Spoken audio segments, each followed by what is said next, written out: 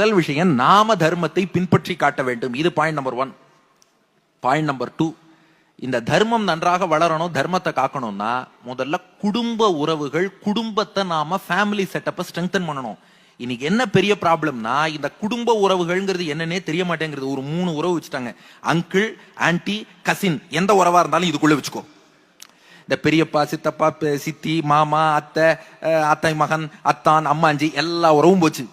எங்களுக்கு தெரிஞ்சதெல்லாம் 3 வார்த்தை. ஒன்னு அங்கிள், இன்னொன்னு ஆன்டி, இன்னொன்னு கசின். அப்படி. ஆனா நம்ம தமிழ்ல ஒரு உறவுக்கும் காரணத்தோட தான் பேர் வச்சிருக்காங்க. காரணம் இல்லாம பேர் வைக்கல.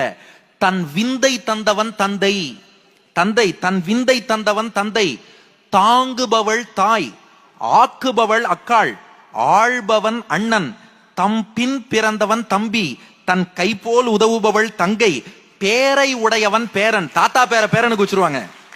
தன் விந்தை தந்தவன் தந்தை, தாங்குபவள் தாய், ஆக்குபவள் அக்காள், ஆள்பவன் அண்ணன், தம் பின் பிறந்தவன் தம்பி, தன் கை போல் உதவுபவள் தங்கை, பேரை உடையவன் பேரன். இப்படி இத்தனை உறவுகள் இருக்கு.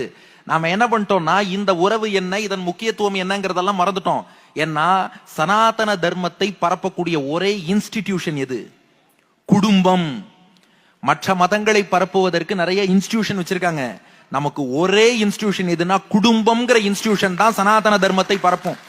இப்போ ஒண்ணும் இல்ல, இப்போ நீங்க ஹிந்துன்னு சொல்லி ஒரு கோவிலுக்கு போறீங்க, நீங்க நெற்றியில திலகம் அணிஞ்சுக்கிறீங்க. இதுக்கு என்ன காரணம்னு நினைக்கிறீங்க? வெளியில இருந்து யாரும் சொல்லிக் கொடுக்கல, உங்கள் பெற்றோர்கள் அதை பின்பற்றினார்கள், நீங்கள் பின்பற்றுகிறீர்கள். அப்போ குடும்பம்ங்கிற இன்ஸ்டிடியூஷன், ஃபேமிலி செட்டப், அதுதான் நம்முடைய தர்மத்தை கொண்டு போய் அடுத்த தலைமுறையில சேர்க்கும். இப்ப என்ன ப்ராப்ளம்னா, குடும்பம்ங்கிற செட்டப்பையே நாம மறந்துட்டு, அப்பா ஒரு மாதிரி திங்க் பண்றார், அம்மா ஒரு மாதிரி திங்க் பண்றார், நான் ஒரு ரூட்ல போறேன், யார் எங்க இருக்கோன்னு. அதுவும் இந்த குறிப்பா இந்த செல்போன் ஒண்ணு வந்தது பாருங்க. இந்த லேண்ட்லைன் போன் இருந்த வரைக்கும் அதுல மணி அடிச்சதுன்னா எல்லாரும் போனை நோக்கி ஓடி வருவாங்க. செல்போன் வந்ததுக்கு அப்புறம் செல்போன் மணி அடிச்சா அப்பா வாசலுக்கு ஓடுறார், அம்மா கிச்சனுக்கு ஓடுறாங்க, பொண்ணு பெட்ரூம் ஓடுறா, பையன் மாடிக்கு ஓடுறான், அவன் ஓடுறான். இது தனித்தனியா குடும்பத்தை 4 பேர் சேர்ந்து உட்கார்ந்து இருக்கோம். குடும்பத்துல 4 பேரும் அவங்களுக்குள்ள பேசுறது இல்ல, தனித்தனியா செல்போன்ல பேசிக்கிறாங்க. அப்போ இது போன்ற நிலைமைகள் என்ன ஆகுதுன்னா, நம்ம ஒரு ஃபேமிலி செட்டப்னா என்ன, அந்த விஷயத்தையே மறந்துடுறோம். நம்ம சனாதன தர்மம் குடும்பத்துக்கு அவ்வளவு முக்கியத்துவம் கொடுத்திருக்கு. குடும்ப உறவுகளை பேண வேண்டும்ங்கிறத காட்டுறது. இப்ப பாருங்க, ஒண்ணும் இல்ல, இப்ப வீட்டுல ஒரு விழான்னா முதல் சீர் எங்கேருந்து வரணும்னா தாய் மாமனிடம் இருந்து சீர் வர வேண்டும். ஒரு கல்யாணத்துல பொறியிடணும்னா மணமகளுடைய சகோதரன் மைத்துனன் யாரோ அவன் வந்து பொறியிடணும். இத ஒன்னொன்னும் இந்தந்த உறவு இதை இன்னன்னார் பண்ணணும்னு அந்த உறவுக்கு நாம முக்கியத்துவம் கொடுத்திருக்கோம். பொண்ணுக்கு கல்யாணத்துல கூறப்புடவையும் மாலையும் யாருன்னா நாத்தனார் வந்து அணிவிக்க வேண்டும். அப்ப அந்த ஒரு உறவுக்கும் ஒரு ஸ்தானத்தை கொடுப்பது இந்த தர்மம்.